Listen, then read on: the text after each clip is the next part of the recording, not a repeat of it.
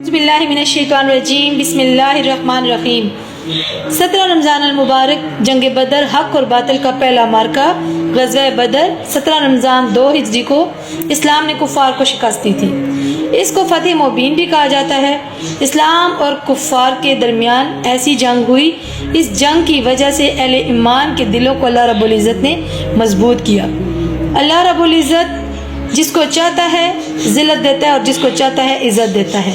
कुफ़ार को अल्लाह ताला ने पस्त किया और ज़लील कर दिया। इस जंग के अंदर मुसलमानों को बताना था अल्लाह ने कि असल ताकत जो है वो अल्लाह रब्बुल इज़्ज़त के लिए है। दुनियावी माल और असबाब कम होने के सबब भी इसका कोई अहमियत नहीं है कि किसी के पास माल और दौलत ज़्यादा है, लाओ लश्कर ज़्यादा है और जो अल्लाह की राह में निकल रहे हैं उनके पास कम है।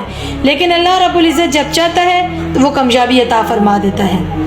शर्त यह है कि अल्लाह रब्बुल इज़्ज़त की राह में जब आप लोग निकलते हो तो ये इखलास होना चाहिए कि हमारी अपनी कोई मजाल नहीं है, क्योंकि हक और बातिल जो है वो हमेशा मिटता है और हक को अल्लाह रब्बुल इज़्ज़त बुलंद करता है।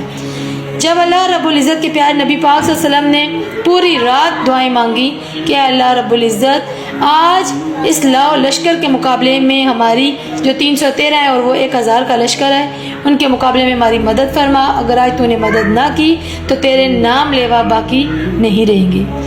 अल्लाह रब्बुल इज़्ज़त ने उनकी इस कदर मदद की कि फरिश्तों के लश्कर झुंड के झुंड उन पर उतारे और उनके मारने से पहले फरिश्ते उनकी गर्दनों पर मार रहे थे, उनकी ठोड़ियों पर मार रहे थे और उनकी गर्दनें उड़ उड़ के जा रही थी।